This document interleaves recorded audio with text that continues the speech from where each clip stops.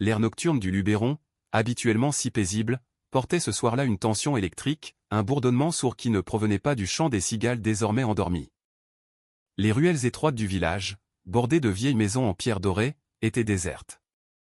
Manon, une petite fille de 7 ans aux cheveux blonds qui captait les rares éclats des réverbères à l'ancienne, marchait le long du trottoir, son petit sac à dos rythmant sa marche en se balançant contre son épaule. Elle avait l'habitude d'être prudente, pressant le pas pour rentrer au gîte de ses parents avant que l'obscurité ne s'installe totalement sur la campagne provençale. Mais ce soir, quelque chose d'inhabituel, une anomalie dans la quiétude du village, la stoppa net. De l'autre côté de la rue, près de la boulangerie locale au volet clos, provenait un son strident, continu, insupportable. C'était la note longue et ininterrompue d'un klaxon de voiture, enfoncé sans relâche. Ce n'était pas le petit coup de trompe amical qu'on entend parfois entre voisins dans ces hameaux tranquilles. Ce bruit-là s'étirait indéfiniment, tranchant le silence de la nuit comme un cri d'alarme, une plainte mécanique qui refusait de s'éteindre. La curiosité et la peur se livrèrent une brève bataille dans l'esprit de Manon, mais la curiosité, portée par une étrange intuition, l'emporta. Elle traversa la rue avec précaution, ses baskets crissant légèrement sur les pavés inégaux. Elle s'approcha du véhicule garé de travers, une roue mordant sur le trottoir. C'était une Renault 4, une voiture d'époque parfaitement restaurée, dont la carrosserie luisait doucement sous la lueur jaunâtre des lampadaires. Les vitres étaient légèrement embuées, et les phares projetaient 2 cônes de lumière pâle sur le muret de pierre en face. Manon pensa un instant qu'il s'agissait peut-être d'une mauvaise blague, ou que la vieille mécanique avait lâché. Mais lorsqu'elle se hissa sur la pointe des pieds pour regarder à l'intérieur, son souffle se bloqua dans sa gorge. Un homme, vêtu d'un costume bleu clair d'une coupe impeccable qui jurait avec la simplicité rustique de la voiture, était affalé sur le volant. Ses épaules larges étaient voûtées, sa tête reposait lourdement contre le cerceau de bakélite. Le klaxon hurlait parce que tout le poids de son corps inerte appuyait dessus. Ses yeux étaient clos, son visage masqué par l'ombre.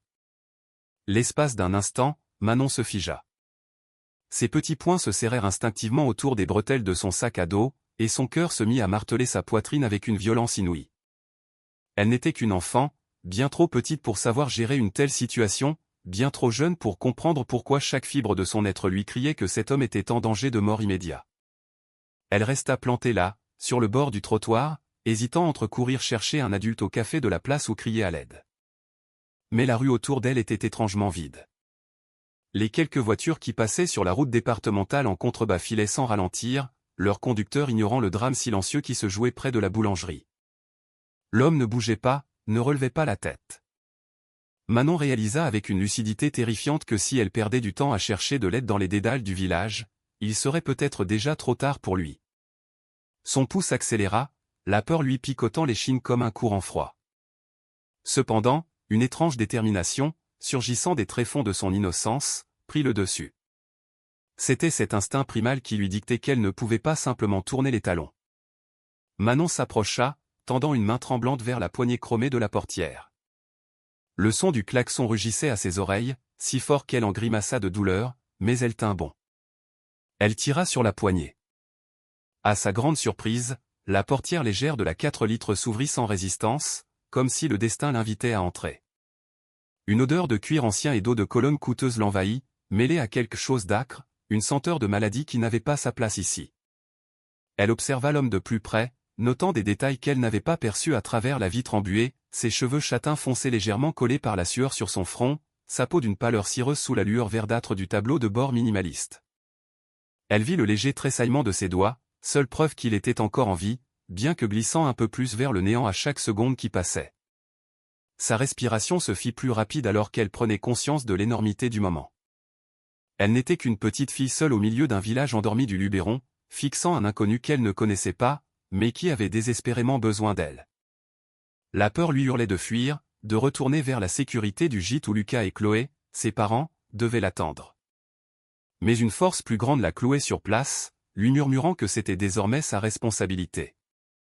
Elle raffermit sa prise sur la portière, sa silhouette frêle se découpant à contre-jour des phares, et fit un pas hésitant vers l'intérieur. Le poids de ce qu'elle s'apprêtait à faire s'abattit sur elle, mais sous la terreur, une étincelle de courage qu'elle ne se soupçonnait pas commença à briller. Le cœur battant à tout rompre, Manon grimpa sur le rebord du siège conducteur. Ses petites mains agrippèrent le grand volant fin qui continuait de hurler sa plainte sans fin. Le bruit était assourdissant maintenant qu'elle était dans l'habitacle. Mais ce n'était pas le klaxon qui l'effrayait le plus. C'était l'homme affalé à côté d'elle, la tête penchée selon un angle qui ne semblait pas naturel, la poitrine ne se soulevant que par mouvements superficiels. Son visage, éclairé par la faible ampoule du plafonnier, paraissait noble et fort, mais à cet instant, il dégageait une fragilité qui la bouleversait. Il avait l'air de quelqu'un d'important, quelqu'un qui appartenait au grand bureau de la ville, pas une figure impuissante piégée dans une vieille voiture au milieu de la Provence. Pendant quelques longues secondes, elle ne sut que faire.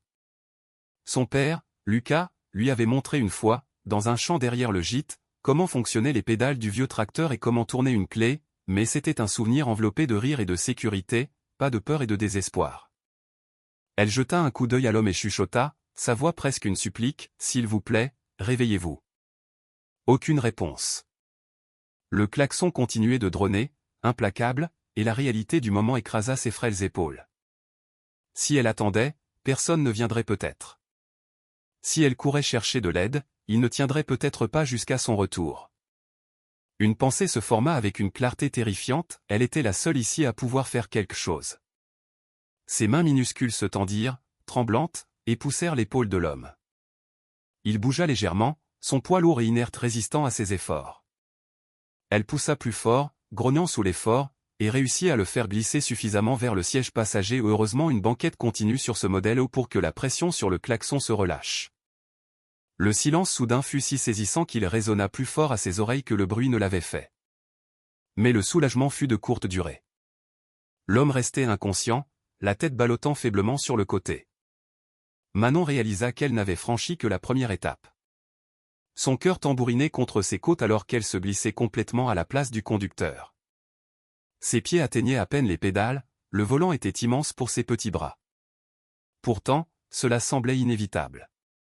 Elle regarda à travers le pare-brise le monde extérieur, la route sinueuse qui s'étirait devant, les lumières du village s'estompant, et au loin, bien plus loin dans la vallée, les lueurs de la ville où elle savait que se trouvait le centre hospitalier régional.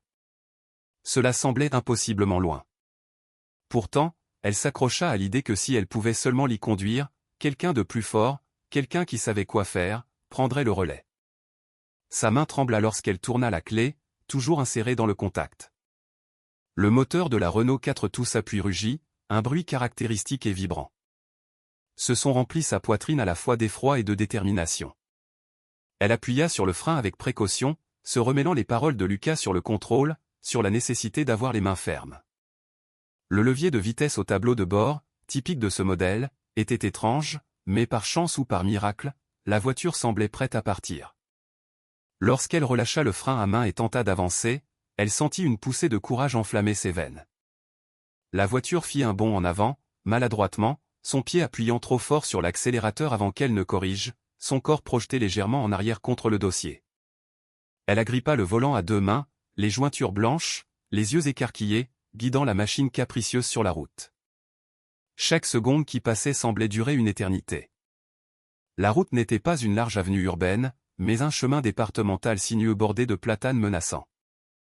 Des phares d'autres voitures, rares mais aveuglants, surgissaient parfois en face, leur conducteur klaxonnant de colère en voyant ce véhicule zigzaguer, et plus d'une fois, elle fit une embardée trop large avant de ramener la voiture sur sa trajectoire.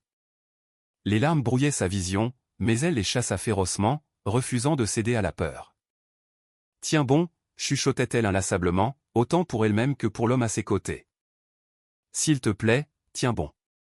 On est presque arrivé. » À côté d'elle, l'homme grogna faiblement, un son si ténu qu'elle ne fut pas sûre de l'avoir entendu. Ce minuscule signe de vie devint son ancre, la poussant vers l'avant avec une détermination renouvelée. Elle ajusta sa prise sur le grand volant fin, redressa la voiture du mieux qu'elle put et garda son regard rivé sur la route qui descendait vers la vallée, cherchant les panneaux indiquant le CHR. Chaque kilomètre conquis était une victoire, chaque virage serré négocié sans finir dans le fossé était un miracle. Et bien que la peur l'assaillît de toutes parts, au fond d'elle, quelque chose de plus fort brûlait, un courage bien trop grand pour une si petite fille, le genre de bravoure qui ne surgit que lorsque la vie de quelqu'un d'autre est en jeu. La vieille Renault cliquetait en roulant sur l'asphalte, son poids se déportant bizarrement sous les mains incertaines de Manon. Elle se pencha en avant sur le siège, son petit corps presque avalé par l'habitacle, ses yeux bleus grands ouverts, fixés sur l'horizon. Les bruits de la nuit provençale semblaient plus forts que jamais, le crissement des pneus dans les lacets, le souffle du vent. La peur lui griffait la poitrine, l'incitant à s'arrêter, à courir, à abandonner cette tâche impossible. Mais une autre voix en elle, faible mais inflexible, lui murmurait qu'elle était déjà allée trop loin pour faire demi-tour. L'homme à côté d'elle remua faiblement, un gémissement sourd s'échappant de ses lèvres, et ce seul son la convainquit qu'elle devait continuer. Son petit pied tremblait sur l'accélérateur, appuyant parfois trop doucement, parfois trop fort, faisant octer et ralentir la voiture de manière imprévisible. Elle grimaçait chaque fois que les pneus crissaient, craignant d'attirer plus d'attention qu'elle ne pourrait en gérer, mais les lumières de la ville et de l'hôpital semblaient se rapprocher. Elle se souvenait d'être assise à l'arrière de la voiture de Lucas, écoutant ses explications sur la conduite. À l'époque, cela ressemblait à un jeu, un savoir secret qu'elle n'utiliserait jamais. Mais maintenant, ses souvenirs défilaient comme des instructions vitales dans son esprit, la guidant à travers la terreur du moment. La sueur perlait sur ses paumes, rendant le volant glissant sous sa prise. Elle essuya rapidement une main contre sa robe, ses jointures se resserrant à nouveau sur le bakélite alors qu'elle évitait de justesse une camionnette de livraison qui la dépassa en trombe avec un coup de klaxon furieux. Le visage en colère du conducteur apparut un instant, mais Manon s'en moquait. Son cœur battait si vite qu'elle avait l'impression que toute la voiture tremblait avec lui, et elle chuchota dans un souffle, mi-prière mi-supplique, « Ne meurs pas, s'il te plaît. Attends. Je vais t'y emmener. » Sa voix se brisa, mais elle se força à ne pas pleurer, sachant que les larmes ne feraient que brouiller davantage la route. L'homme bougea encore, sa tête basculant vers elle, et dans le reflet bref des lampadaires qui commençaient à se multiplier à l'approche de la ville, elle aperçut les contours de son visage. Il avait l'air fort même dans sa faiblesse, ses traits marqués et impérieux, et quelque chose dans sa présence la terrifiait et la réconfortait à la fois.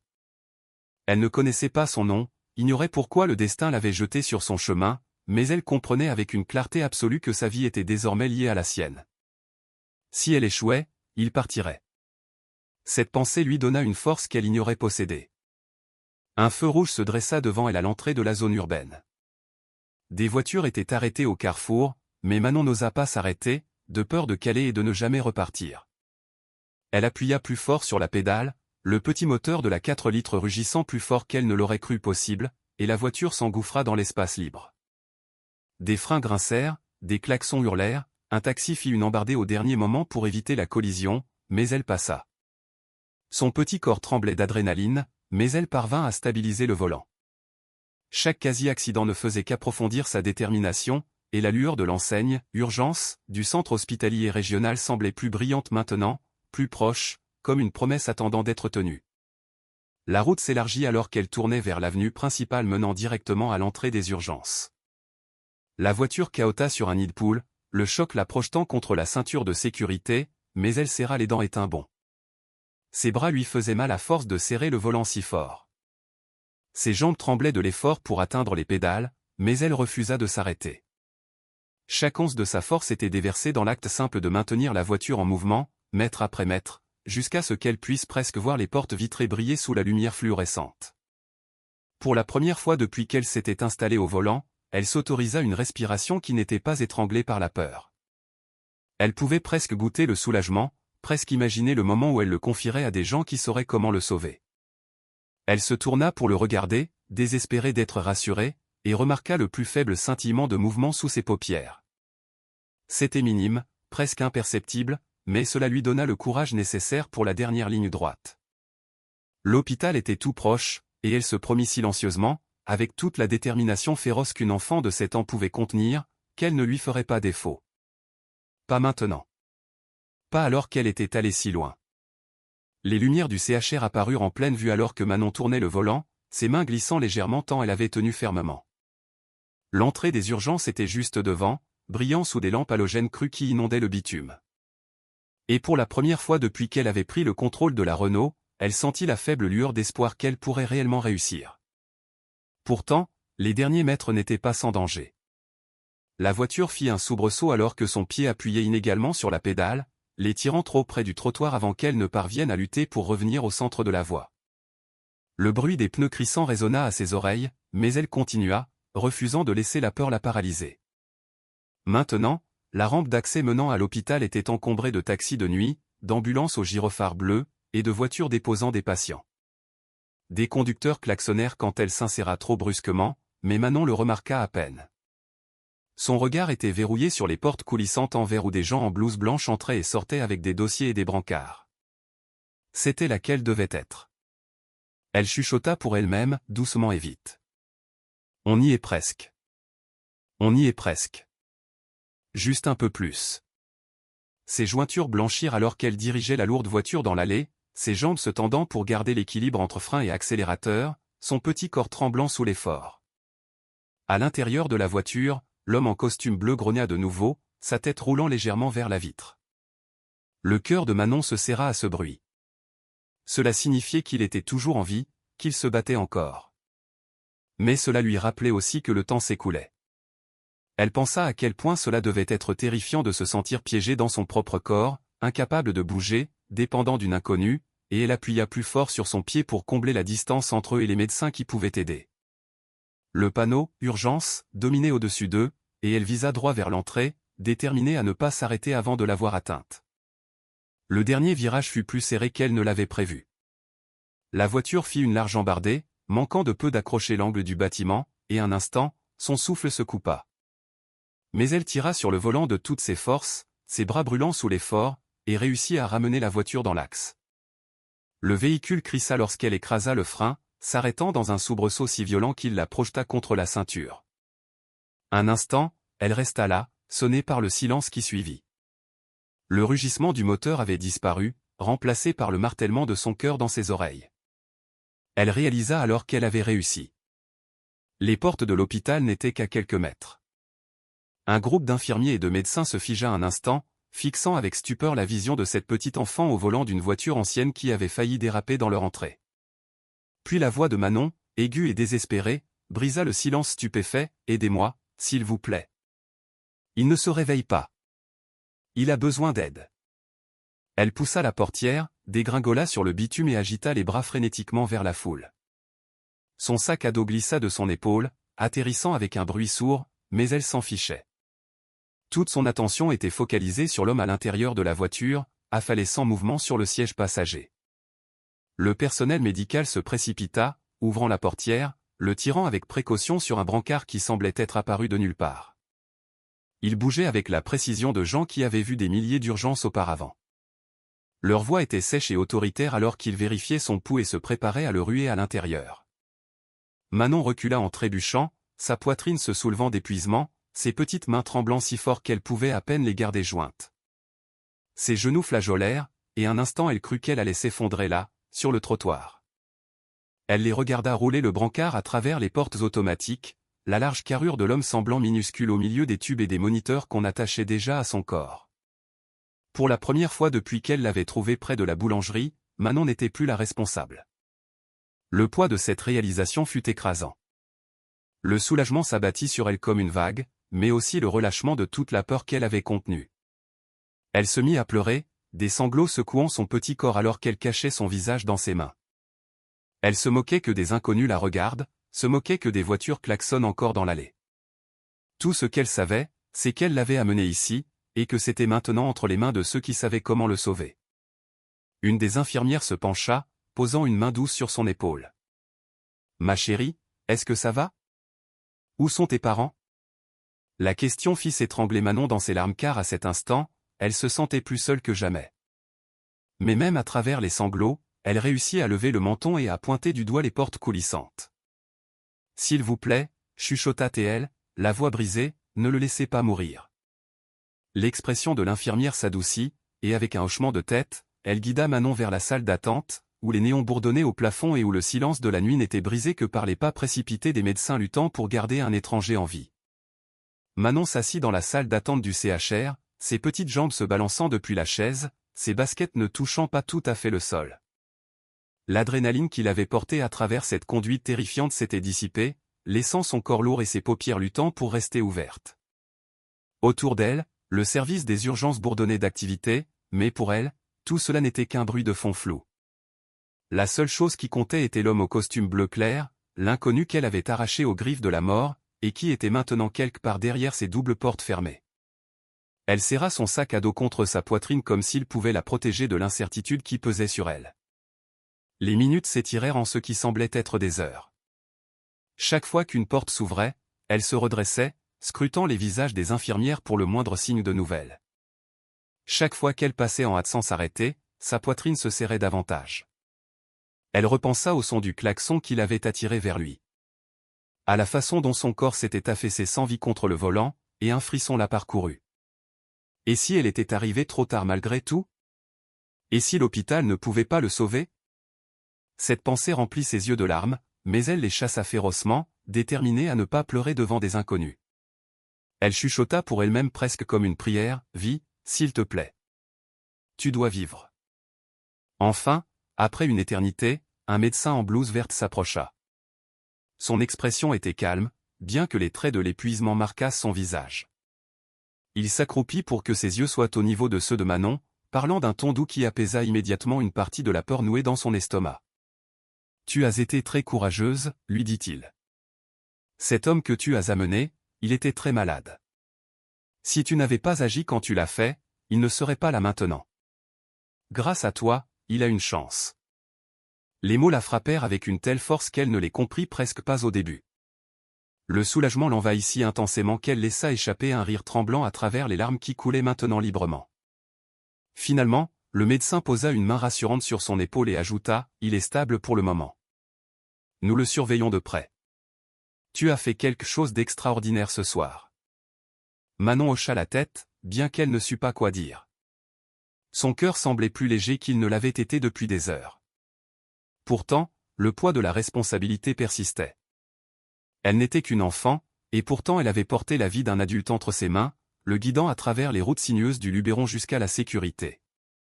Cette vérité l'effrayait et l'émerveillait à la fois. Alors qu'elle était assise là, l'infirmière qui l'avait réconfortée la première revint avec une couverture et la drapa doucement sur ses épaules. La chaleur s'installa autour d'elle, et pour la première fois depuis qu'elle avait pressé ses mains sur le volant de la Renault 4, elle s'autorisa à expirer complètement. Elle se recroquevilla sur la chaise, tenant le tissu serré, son corps tremblant des répliques de la peur et de l'épuisement. Bien qu'elle pût à peine garder les yeux ouverts, ses pensées refusaient de s'apaiser. Elle se demandait qui était l'homme, pourquoi il avait été seul dans la voiture, et si quelqu'un d'autre viendrait demander après lui. Il avait l'air important, son costume trop fin, sa présence trop impérieuse pour appartenir à un simple touriste égaré. Mais pour elle, il était simplement l'homme qu'elle avait refusé de laisser mourir. Quelque part au fond d'elle, elle sentit le début d'une connexion étrange, un fil liant son destin au sien d'une manière qu'elle ne pouvait expliquer. Elle ne connaissait pas encore son nom. Elle ignorait que le monde extérieur le reconnaissait comme Nicolas, le puissant PDG d'une grande entreprise dont les décisions avaient des répercussions sur des industries entières. Pour Manon, il était simplement l'homme qu'elle avait trouvé dans le besoin, l'homme pour qui elle s'était battue quand personne d'autre n'était là.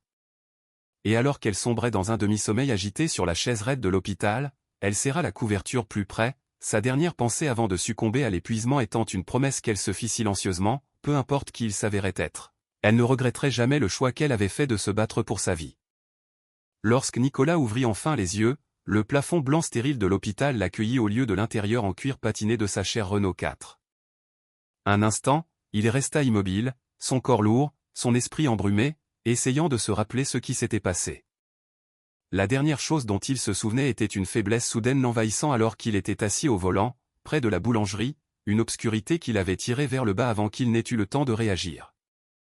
Maintenant, alors que le brouillard dans sa tête commençait à se dissiper, il réalisa qu'il était vivant, et cette réalisation le remplit d'un mélange de confusion et de soulagement. Il tourna la tête lentement, notant les moniteurs à côté de lui, le bip régulier de son rythme cardiaque affiché sur l'écran, la faible odeur d'antiseptique flottant dans l'air. Il essaya de se redresser, mais l'effort le laissa étourdi, alors il retomba dans les oreillers.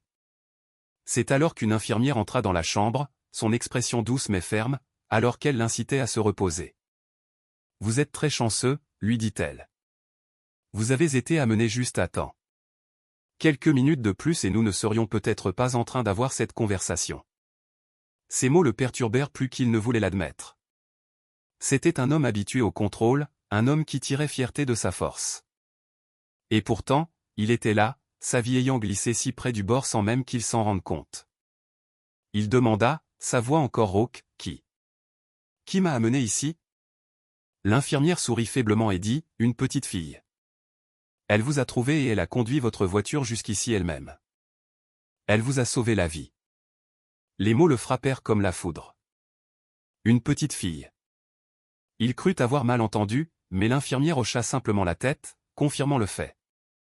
Elle expliqua comment une enfant l'avait poussée sur le côté dans la voiture, avait réussi à conduire à travers la nuit provençale et s'était garée aux urgences juste à temps.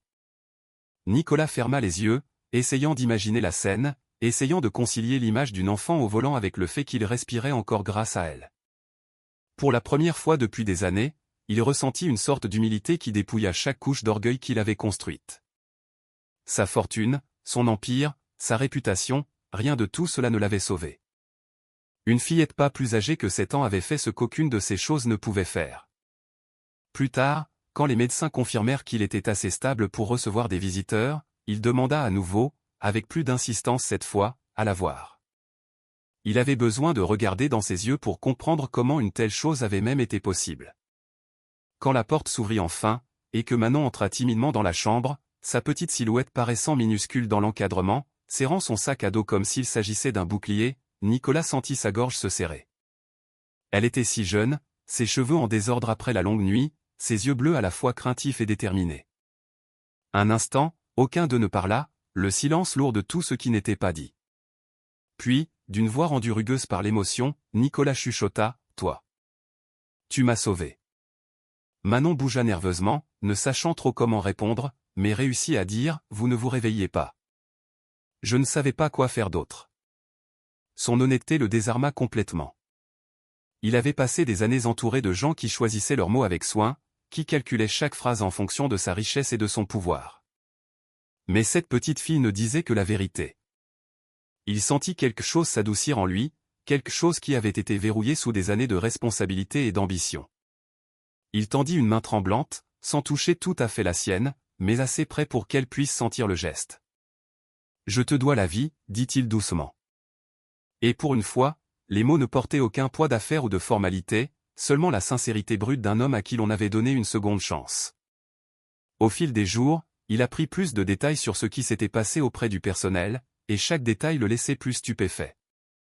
Le pur courage qu'il avait fallu à une enfant pour grimper derrière le volant, la détermination de continuer malgré le danger, la force qu'il avait dû falloir pour pousser son corps inconscient sur la banquette.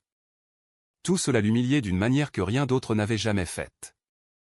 Il pensa à ce qui aurait pu arriver si elle avait eu trop peur. Si elle était partie, si elle avait attendu quelqu'un d'autre. Cette pensée le hantait, mais elle le remplissait aussi d'une gratitude si profonde qu'elle le bouleversait. Pour la première fois depuis des années, Nicolas, l'homme qui commandait les conseils d'administration et négociait des milliards, se sentait totalement impuissant, sauf pour la gratitude qu'il devait à une enfant. La nuit, quand l'hôpital devenait silencieux et que les couloirs se vidaient des visiteurs, il restait éveillé à penser à elle. Il se demandait pourquoi elle avait été là à ce moment précis, quel coup du sort l'avait placée sur son chemin, et pourquoi quelqu'un de si petit avait été prêt à endosser le poids de sa survie. Il avait toujours cru que le succès était le produit de sa propre volonté, que le contrôle de son destin reposait fermement entre ses propres mains. Pourtant, il voyait maintenant combien cette croyance était fragile. Sa vie n'avait pas été sauvée par la force ou la richesse, mais par l'innocence et le courage, par une petite fille qui avait simplement refusé d'abandonner un inconnu. Nicolas sut alors qu'il ne pouvait pas s'éloigner d'elle, pas après ce qu'elle avait fait. Le lien entre eux avait été scellé au moment où elle avait tourné cette clé dans le contact. Ce n'était pas seulement la gratitude qui le tirait, mais une reconnaissance plus profonde, comme si cet événement avait brisé les murs soigneusement construits autour de sa vie, et révélé quelque chose qu'il avait longtemps oublié. Le besoin de connexion, le besoin de laisser quelqu'un d'autre compter plus que lui-même. Et alors qu'il fermait les yeux dans la chambre d'hôpital assombrie, il chuchota dans le silence des mots destinés à nul autre que lui-même, « Je dois trouver un moyen de la remercier, d'être digne de ce qu'elle m'a donné. » La convalescence donna à Nicolas le temps de réfléchir, et chaque jour qui passait semblait renforcer le fil invisible le liant à la fille qu'il avait tirée du bord de la mort. Il demanda que Manon soit autorisée à lui rendre visite souvent, et bientôt leur rencontre devint un rythme quotidien, quelque chose qu'il se surprenait à anticiper avec une impatience qu'il n'avait pas ressentie depuis des années. Les premières visites furent calmes. Manon assise raidement sur la chaise à côté de son lit, son sac à dos posé sur ses genoux comme si elle pouvait avoir besoin de courir à tout moment.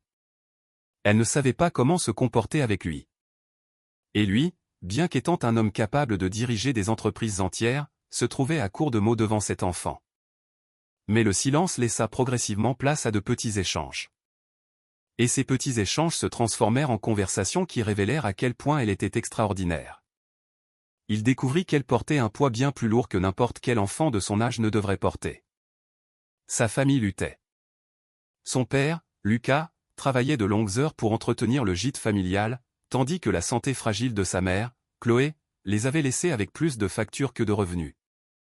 Et Manon avait appris très tôt à être indépendante, à rentrer seule à la maison, à garder ses peurs enfouies là où personne ne pouvait les voir. Quand elle lui raconta cela d'une voix hésitante, les yeux baissés, Nicolas ressentit une douleur perçante dans la poitrine. Il reconnut cette même solitude en elle qu'il avait passé des années à couvrir par la richesse et les réussites. Elle, comme lui, avait vécu avec la pression constante de la survie, bien que la sienne fût née non de l'ambition, mais de la nécessité. À mesure qu'il reprenait des forces, Nicolas commença à demander à faire des promenades dans le jardin de l'hôpital, et il insista pour que Manon l'accompagne. Au début, elle traînait derrière avec incertitude, mais progressivement, elle commença à marcher à ses côtés. Il remarqua la façon dont son visage s'illuminait quand elle parlait de ses livres préférés ou quand elle riait de ses propres dessins maladroits. Et il réalisa combien ces sourires devaient être rares dans sa vie. Il l'écoutait attentivement, chose qu'il n'avait jamais faite, même pour ses collègues les plus proches, parce que ses mots comptaient d'une manière que les autres n'avaient jamais eue. Lentement, la raideur entre eux se dissolut, et elle commença à lui faire assez confiance pour le taquiner, pour le défier, pour lui raconter des histoires qui n'avaient rien à voir avec les épreuves et tout à voir avec l'imagination brillante d'une enfant. Nicolas, à son tour, ouvrit des parties de lui-même qu'il avait longtemps gardées cachées. Il lui parla de son enfance avant l'argent, des luttes qu'il avait affrontées quand son propre père avait été absent et que sa mère avait travaillé sans relâche juste pour mettre de la nourriture sur la table. Il admit que sa richesse et son pouvoir, malgré tout leur éclat, l'avaient laissé plus vide qu'il ne l'avait jamais prévu. Il lui dit que lorsqu'il s'était effondré dans la voiture ce soir-là, il n'avait pas eu peur de mourir, mais de réaliser que personne ne serait là pour le pleurer au-delà des lignes froides d'un communiqué de presse. Dire ces vérités à voix haute était terrifiant. Mais avec Manon, il n'y avait aucun jugement. Elle écoutait, ses yeux bleus stables, et parfois elle tendait une petite main pour toucher son bras dans un geste si simple et pourtant si guérisseur qu'il faillit le briser. Leur lien ne grandit pas de déclarations dramatiques, mais de l'accumulation constante de moments partagés. Un après-midi, elle le convainquit d'essayer un puzzle pour enfants qu'elle transportait dans son sac, et il se surprit à apprécier le défi, riant avec elle quand il maladroitement avec des pièces trop petites pour ses grandes mains. Un autre soir, il lui demanda de lire à haute voix l'un de ses livres d'école, sa voix claire remplissant la chambre d'hôpital d'une manière qui la faisait paraître moins stérile, moins solitaire. Chaque jour, le personnel de l'hôpital observait avec un étonnement silencieux le PDG sévère et puissant s'adoucir sous leurs yeux, transformé par la présence d'une enfant qui lui avait rappelé ce que signifiait être humain. Pour Manon, le changement fut tout aussi profond. Elle commença à croire qu'il ne disparaîtrait pas comme les autres, que ses promesses de la voir chaque jour n'étaient pas vides. Quand il n'était pas là, elle remarquait l'absence, et quand il apparaissait, son visage s'illuminait d'une joie qu'elle n'essayait plus de cacher. Elle commença à s'appuyer contre son côté quand il marchait, à rire librement en sa présence, à s'endormir pendant les visites, la tête reposant contre son bras. Chacun de ces petits actes signalait un passage d'une distance lasse à quelque chose de bien plus intime, la confiance d'une enfant qui avait recommencé à croire en quelqu'un. Au moment où Nicolas fut autorisé à sortir, leur connexion était indéniable. Il savait qu'il ne pouvait pas simplement la laisser glisser de nouveau dans les ombres de son ancienne vie, et elle, bien qu'elle ne le dît jamais à haute voix, semblait le savoir aussi. Ils se tinrent ensemble devant les portes de l'hôpital le jour de sa sortie, le soleil de Provence peignant la ville en or, et il la regarda avec un sérieux qui masquait la vague d'émotion dans sa poitrine. « Manon, dit-il doucement, je ne veux pas que ça s'arrête. Tu m'as donné plus que je ne pourrai jamais rembourser, mais je veux essayer. Je veux faire partie de ta vie si tu me le permets. » Elle ne répondit pas immédiatement, se contentant de l'étudier avec ses grands yeux bleus. Mais alors elle hocha la tête lentement, un petit sourire naissant sur son visage. C'était un sourire rempli de confiance, d'espoir, de la promesse de quelque chose de nouveau. Et à cet instant, Nicolas sut que leur histoire ne faisait que commencer. Les semaines après le départ de Nicolas de l'hôpital se déroulèrent comme un chapitre de vie qu'il n'avait jamais prévu de vivre. Il ne se jeta pas dans les réunions du conseil ou les négociations, mais dans l'apprentissage de la tenue de sa promesse envers Manon. Pour un homme qui avait bâti des empires, l'acte de ralentir pour comprendre les besoins d'une enfant était à la fois humiliant et transformateur. Il organisa des visites au gîte, d'abord timide, rencontrant Lucas, son père fatigué, qui luttait pour équilibrer gratitude et fierté. Nicolas n'arriva pas avec pompe ou arrogance, mais avec une détermination tranquille, apportant des provisions, offrant de couvrir les factures médicales, s'assurant que Chloé, la mère de Manon, reçoive les soins appropriés.